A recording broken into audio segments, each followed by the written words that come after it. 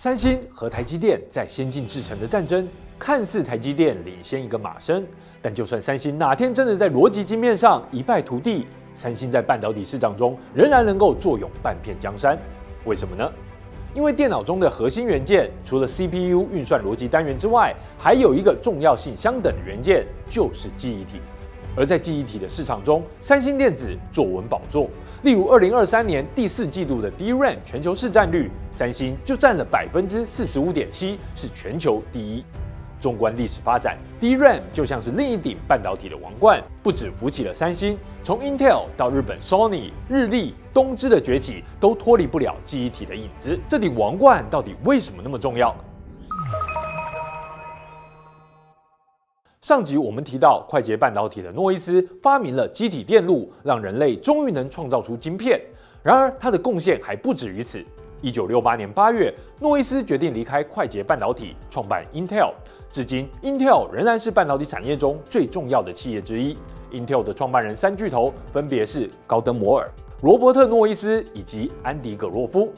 其中，摩尔跟诺伊斯都是肖克利八叛徒的成员。安迪·葛洛夫呢，则是1963年在高登·摩尔的邀请下才加入快捷半导体，并随着摩尔一起创办 Intel， 成为 Intel 的第3位员工。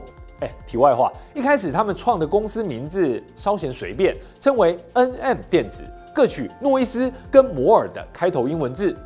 至于为什么不是反过来的 MN 电子呢？那是因为摩尔诺伊斯听起来就像是 more noise， 更多杂讯。这怎么听都不是适合电子公司的名字。Intel 创立初期，马上就推出2个重要产品。1971年 ，Intel 推出世界上第一颗商用微处理器 Intel 4004，也就是 CPU， 能够处理4位元的资料。接着，在1973年，法国公司 R2E 推出第一款搭载 CPU 的电脑 Micro N， 使用的 CPU 是 Intel 8008。在这之后，个人电脑的市场开始扩张。1977年，美国坦迪公司推出第一款大规模生产的桌上型家用电脑 TRS-80。1981年 ，IBM PC 诞生，个人电脑 PC 这个词开始普及，后来更专指那些与 IBM 标准相容的电脑。对了，在这股热潮开始发酵之前，有人早已经预测到这股即将爆发的运算力。1965年，高登·摩尔指出，基体电路上可容纳的电晶体数目将成倍数增长，约每隔2年便会增加1倍，这也就是著名的摩尔定律。然而，摩尔定律这个词不完全是摩尔本人创造的，概念是摩尔提出的没错，但用上摩尔定律来称呼这个现象的是摩尔的好友加州理工学院的卡伯弥德所取的。还有现在比较常听到的18个月翻倍，而不是2年，则是 Intel 的执行长大卫豪斯所修正的。当摩尔定律向前推进，一台电脑所需的体积开始缩小，能做的工作、玩的游戏也开始增加，个人电脑市场的成长是必然。但除了更快的运算速度，还需要有更快、更大的记忆体来储存资讯，辅助 CPU 计算时读写、暂存资料。CPU 记忆体缺一不可。但在1960年代，记忆体竟然是一颗颗运作缓慢的磁铁。记忆体的任务其实很简单，只要能负责记下0或1就好了。1970年代以前，这项任务是交由一个个小磁铁来完成的。这种记忆体被称为磁芯记忆体。记忆体中会串接一大堆密密麻麻的小圈圈，这些圈圈是铁磁性材料，每一个圈圈都代表一个0或是一个1。这些铁磁性材料有一个特性，在没有外加磁场时，总是会跟指南指北针一样，不是指向南就是指向北，有2种磁化方向。重要的是，只要加上更大的外加磁场，就能复写掉原本的状态，将磁化的方向逆转，指北针变指南针，指南针变指北针。当时的人心想，只要把其中一种方向定义为0，另一种定义为1，就可以作为一个数位位元的记录单元，而且还能用磁场来复写资讯，正好适合作为记忆体的材料。但要读取磁芯记忆体上面现在储存的是0还是1，其实并不简单哦。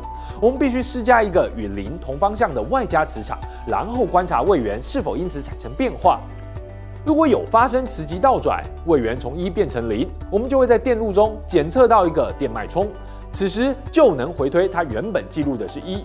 如果外加磁场之后，什么脉冲都没检测到，那么这个位元是0。虽然我们辛苦得到资讯，但因为外加了一个磁场，因此最后所有的位元都变成0，是一种破坏式的读取方式。而且读取完之后，记得还要手动的把位元再转回到1。显然用一堆小磁铁记录位元，还需要大费周章，用外加磁场进行读取与写入的方式，复杂且缓慢啊。因为磁铁不能靠得太近，记忆体晶片的体积也小不了。大家心想，在计算上，电晶体取代了真空管，解决了速度跟体积的问题。那在记忆体上，是不是也能用电晶体来取代缓慢且庞大的磁铁呢？科学家们开始在既有的电路元件中寻找更好的答案。最后，他们看上的是可以储存电荷的电容。电容是由一组2个靠得很近但不互相接触的金属片所组成的，在这2片金属板上可以储存电荷。既然电容可以储存电荷，也就等于可以储存某种状态。如果我们把电容有储存电荷的状态视为1，没储存电荷的状态视为0，是不是也是种能储存0与1的元件呢？科学家基于这个想法做了一些调整，最后设计出了基于电荷进行资讯储存的记忆体，也就是我们听过的 DRAM。而且这个 DRAM 的构造意外的非常简单，就是一个电容再加上一个电晶体。还记得电晶体的主要功能就是一个开关吗？通过开关的开与关，可以决定横向线路上的电流是否能通过。所以在 DRAM 中会通过自圆线来控制电晶体开关。当开关打开时，位元线则可以判读电容中是有电还是没有电，是1还是0。如果想要改写电容储存的资讯，也可以在开关打开时对电容进行充电或放电，改变电容的状态，就是那么简单。如果你想要一个可以储存很多资讯的记忆体晶片呢，那就把记忆体单元串成一大个阵列就好了，难度也不高。因为记忆体用上了电晶体，自然也属于高单价的科技产品。那 Intel 到底要选择进攻 CPU 市场还是记忆体市场呢？不用想也知道，那当然是我全都要啊！没错 ，Intel 第2项推动个人电脑快速发展的重要产品就是记忆体。但我必须澄清一下 ，Intel 虽然将生产 DRAM 视为主要业务之一，但 DRAM 的最早发明人不是 Intel， 而是 IBM 的罗伯特·丹纳德，在1968年成功申请专利的。丹纳德在半导体产业的贡献也非常巨大，甚至有以他名字命名的丹纳德缩放定律 （Dennard Scaling）， 指的是当电晶体越做越小，单位面积的晶片功率仍会保持不变，功率的消耗与晶片的面积成正比。这项定律跟摩尔定律并列为半导体3大定律之一。当时间开始往前推进，记忆体企业的版图也开始发生了变化。从矽谷向西望去，太平洋的另一端，一个巨大的对手正开始崛起。1946年，一间叫做东京通讯工业株式会社的公司在日本成立了。12年后，改名为索尼株式会社。索尼1953年就取得美国企业 AT&T 的电晶体生产授权，开始进攻电晶体市场，并且很快就扶摇直上。这股热潮也必须归功于2战后美国对日本采取的态度。当时的美国认为，经济发展不仅可以防止日本再次出现军国主义，还能让日本成为太平洋对岸防堵共产主义的桥头堡。在这之后，三菱电机、日立、富士通、东芝、日本电器都开始加入电晶体的竞争当中。这块大饼也让这些企业成为至今耳熟能详的名字。很快，日本用低价、高良率的产品攻占了全球的半导体市场，甚至在1980年代的高峰期，整个半导体产业的产值曾一度占全世界的1半。在 DRAM 市场中，日本企业甚至在1986年达到市占率80%。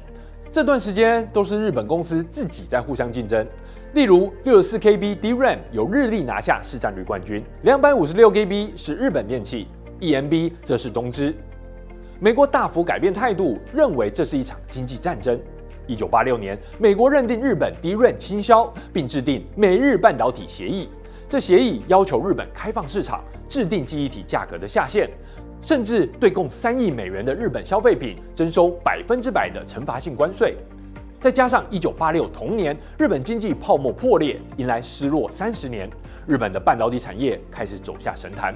最后接棒日本记忆体版图的是韩国，韩国三星在国家力量的强力扶植下，迅速攻占记忆体市场。